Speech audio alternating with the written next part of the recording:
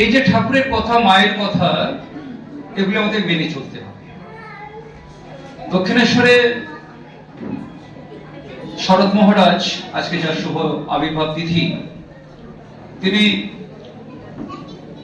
গেছেন আর ঠাকুর হঠাৎই তার কোলে বসে পড়েছে। বসে পড়ে বলছে, আমি দেখলাম যে তো তুই কতটা ভার বইতে পারিস। এটা আপনারা সকলেই জানেন। অর্থাৎ পরবর্তীকালে ঠাকুরের অবর্তমানে স্বামী বিবেকানন্দের নেতৃত্বে যে রামকৃষ্ণ সংঘ তৈরি হবে, সেই সংঘের যে ভার, যে ব্যাপ্তি, যে ওজন,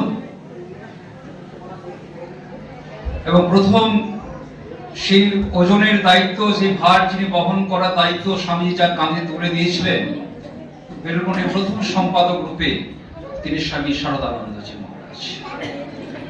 আজকে বেলুড় মঠ আর তখনকার শুরুতে যে বেলুড় মঠ, দুটোর অনেক তফাৎ। তখন বেলুড় মঠের সাধুদের ঠাকুরের সেবা পুজোর জন্য, খাওয়ারের জন্য ভিক্ষায় একমাত্র সম্ভব। আপনার বরানগর মঠের সেই ত্যাগ তিতিক্ষার কথা আপনারা সকলেই জানেন।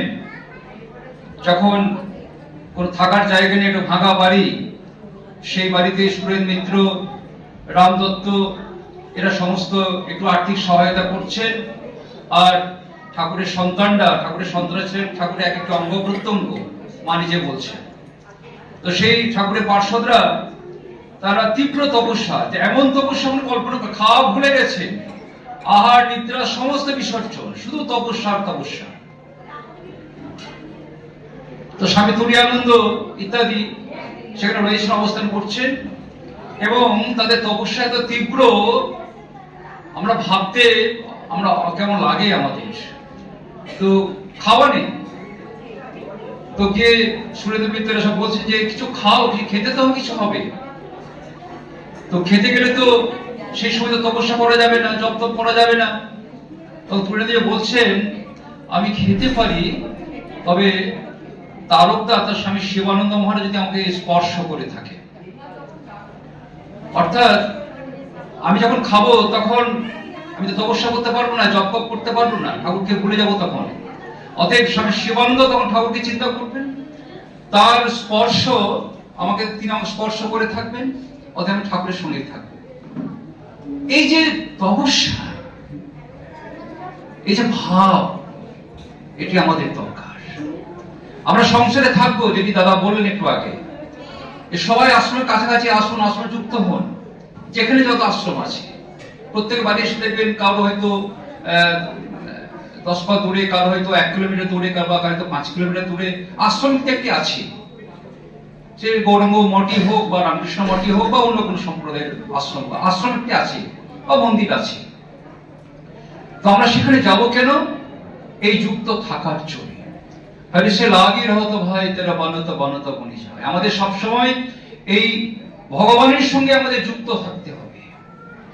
আর ভগবান এমনই কৃপালু, এমনই দয়ালু, যে আপনি তাকে ডাকুন বা নাই ডাকুন, আপনি তাকে ফুল দিন বা নাই দিন, তাকে প্রণাম করুন বা নাই করুন, তিনি কিন্তু আপনাকে কৃপা করছেন, তিনি কিন্তু দাঁড়িয়ে আছেন কৃপা বর্ষণ করার জন্য। সে বুঝবো কি করে আমরা? এই যে সকালে সূর্য, আমরা সবাইকে সূর্যকে প্রণাম করি, সূর্য প্রণাম সবাই করি, অনেকে সবাই করি না, করেন নাকি করেন? তো আপনি সূর্যকে প্রণাম করুন না, এখন সূর্য কিন্তু ঠিক সময় আপনাকে আলো দিচ্ছে।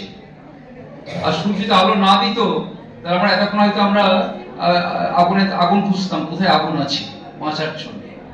তিনি জীবকে বাঁচিয়ে রাখার জন্য ঠিক সময় হয়তো আলো দিচ্ছেন, বাঁচিয়ে রাখছেন। গাছপালা, মানুষ, প্রত্যেকটি প্রাণীর তিনি হচ্ছেন অক্সিজেন উৎস, বেঁচে থাকার রসদ তিনি দিয়ে যাচ্ছেন।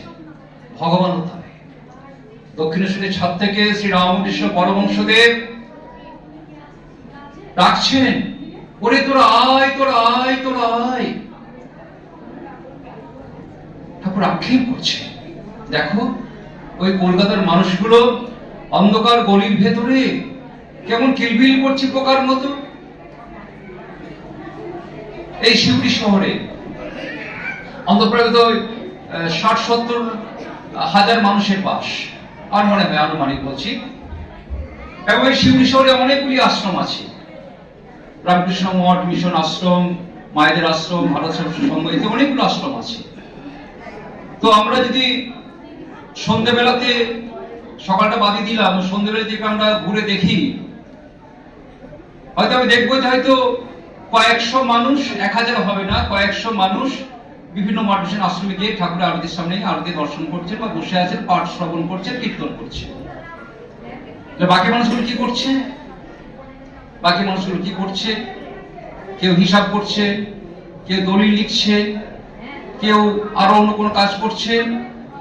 হ্যাঁ, ভগবানের সাথে যুক্ত কজন থাকছে? এই কোটির মধ্যে কয়েকজন।